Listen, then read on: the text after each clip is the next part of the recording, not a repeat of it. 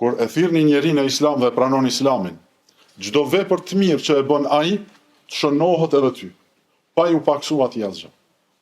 A nuk është një llogaritje e mirë, e saktë dhe e frytshme? Bësh sebeb që dikush të udhëzohet, çfarë do vepër që të bën ai, i shënohen edhe atij, edhe ty, pse ti e kon shkaktar që ai është udhëzuar. Bismillahirrahmanirrahim. Të nderuar xhamatli. Njeriu kur e do dikë, mundohet të i bëj mirë. Mundohet t'ja ofroj më të mirën dhe më të shtrenjtën. Ashtu siç bën prindi për fëmijët, vllai për vllaun, shoku për shokun, miku për mikun, e kështu me radhë. Nuk ka mirësi më të madhe dhe dhurat më të çmueshme që mund të ja ofrosh dikujt se sa dritën e islamit. Ta thirrësh atë të i besoj Allahut xhelle xhelaluhu dhe të i nënshtrohet vetëm atij. T'ja hapësh dyert e shpëtimit dhe xhenetit, shpëtimit në këtë botë dhe të shpërblimeve të Allahut dhe të xhenetit të Allahut në botën e ardhshme. Thirrja në islam, daveti, është urë që lidh robin me krijuesin e tij, me Zotin e tij. Është edhe shenjë që ua do të mirën njerëzve, sepse thirrsi nuk thërret në interesin e vet. Davetësiu, ai që të flet për Allahun, për Zotin tënd, nuk e bën ato për interesin e vet, po e bën që t'i shpëtoj të tjerat. Thirrja daveti në islam është mision që i ka bashkuar njerëzit më të mirë. I ka bashku gjithë pejgamberët, prej të parit Ademit a.s. deri tek i fundit Muhamedi a.s. Pejgamberët e Allahut e kanë pas për mision thirrjen e njerëzve dhe e kanë bërë të pamundurën, e kanë bërë maksimumin që të udhëzohen ata. Nuhi a.s. ka jetuar gjatë dhe ka thirrë popullin e tij 950 vjet në islam. Për jetës së tij 950 vjet i ka thirrë në islam popullin e tij dhe njerëzit në përgjithësi. I ka përdorur të gjitha mënyrat dhe metodat, derisa dhe Allahu Azza wa Jall i përmend fjalët e tij në surën që emërohet me emrin e tij. Pra në surën Nuh. Nuhi a.s. tha: O Zoti im, e thirra popullin tim natën e ditën. Pastaj i thirra haptazi. Pastaj i thirra kur ishin bashk në tubime.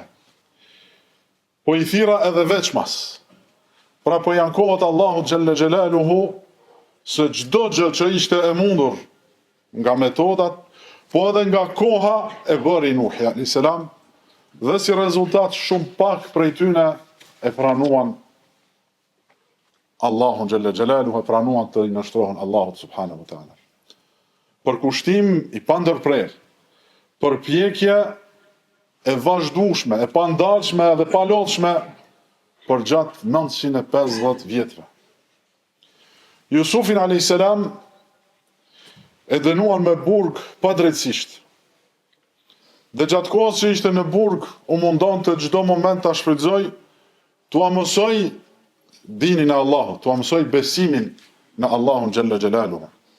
Derisa Allahu Azza wa Jall e cek në surën Jusuf gjithashtu, se si dy prej shokëve të burgut erdhën që ta pyetnin për ëndrat, për diçka tjetër. Para se t'ua shpjegoj ëndrat, i thirri që ta adhurojnë vetëm Allahun xhelle xhelaluhu. Allahu Azza wa Jall thot, pra i përcjell fjalët e Jusufit a.s.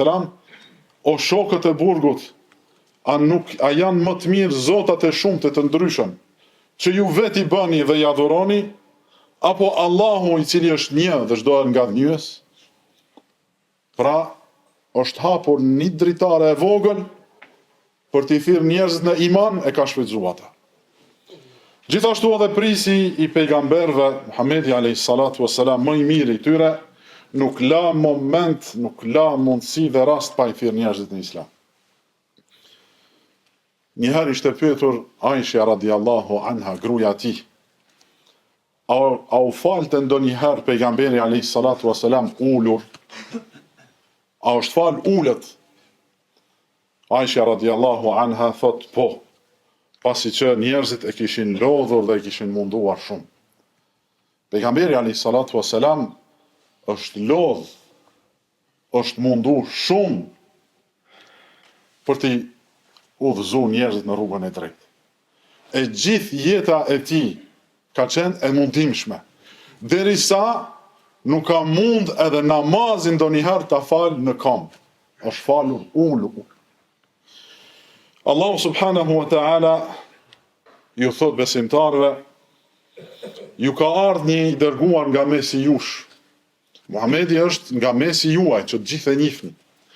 Ata e mundojnë vuajtjet tuaja. Pejgamberi alayhis salam kur i shihte njerëzit që vuanin pse praktikonin islamin, kjo e mundonte shumë. Është i kujdesshëm për ju, i butë dhe i mëshirshëm ndaj besimtarëve. Në një ajet tjetër Allahu subhanahu wa ta'ala i thot, e çorton pejgamberin alayhis salatu wasalam, thot mos e vrit veten, mos e myt veten tënde me dëshpërim, pse ata nuk besojnë, pra që besimtarët nuk besonin. Pejgamberi alayhis salatu wasalam jo vetëm që i ka bërë gjitha shkaqet që njerëzit të udhëzohen, mirë po edhe kur nuk janë udhëzu, e mundonte shumë shpirtërisht pejgamberin alayhis salatu wasalam. Kështu ka vazhduar të ecë karavani besimtarve, duke mos lënë asnjë rast për të punuar në thirrjen e për tek Allahu xhalla xhelalu. Çdo kontribut, sado i vogël të jetë, ka vlerë tek Allahu subhanahu wa ta'ala. Një sahabi me emrin Dhammam ibn Tha'laba shkon te pejgamberi alayhis salatu wasalam dhe e pranon islamin. Dhe i thot, çfarë detyra kam, o i dërguari i Allah? Pejgamberi alayhis salatu wasalam i tha, ta thuash shahadetin, dëshminë e islamit, ta falësh namazin, ta japësh zakatin, ta xhirosh Ramazanin dhe ta bësh haxhin. I mësoi me kujdes të madh ky sahabi këto fjalë dhe shkoi tek populli i tij. Ka pas nevojë disa minuta. I mësoi këto edhe shkoi te populli i tij. Nuk la shtëpi, nuk la familje, vetëm se ju ka shku për t'u mësuar këto gjëra, këto baza të fesë islame njerëzve. Nuk la njeri dhe individ pa ju fol për Allahun xhalla xhelaluhu. Derisa mas një kohë shumë të shkurt, thuhet që nuk met shtëpi pa e pas ndonjë antar që ishte barë muslimane, kishte pranu islamin. Në thirrje për tek Allahu ka mëshirë. Ai që bën davet, aty ka rahmet. Ka përhapje të virtyteve dhe cilësive të mira. Ka shpërblime të shumta që vetëm Allahu xhalla xhelaluhu i di. Prandaj kush dëshiron të marrë pjesë në këtë mirësi, mundësia është e hapur çdo herë dhe duhet të bëj davet, duhet ta shfrytëzoj këtë mirësi. Pejgamberi alayhis salatu wasalam për thirrjen në islam, për thirrjen në besim në Allahun azza wa jall thot, kush të rret drejt udhëzimit ka për të pasur shpërblim si shpërblimi atyre që e pasojnë, pa ju paksuar atyre asgjë. Kur e thirrni njeri në islam dhe pranon islamin, çdo vepër të mirë që e bën ai, të shënohet edhe ty, pa ju paksuar atij asgjë. A nuk është një llogaritje e mirë, e saktë dhe e frytshme? Bësh sebeb që dikush të udhëzohet, çfarë do vepër që të bën ai, i shënohen edhe ati, edhe ty, pse ti e kon shkaktar që ai është udhëzuar. Njëri thot Aliut radiallahu anhu, pejgamberi alayhis salatu wassalam, para një beteje.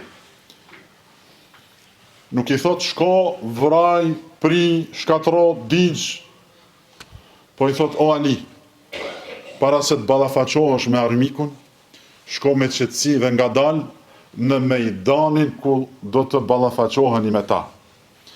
Dhe thirrja ta në Islam. Më thonë, edhe fushën e bentejes duhet shfrytzuar për t'i thirrë në Islam. Dil para tyre dhe thirrni në Islam. Tregojau çka është Islami. Tregojau çfarë obligime kanë ndaj Allahu xhalla xhelalu.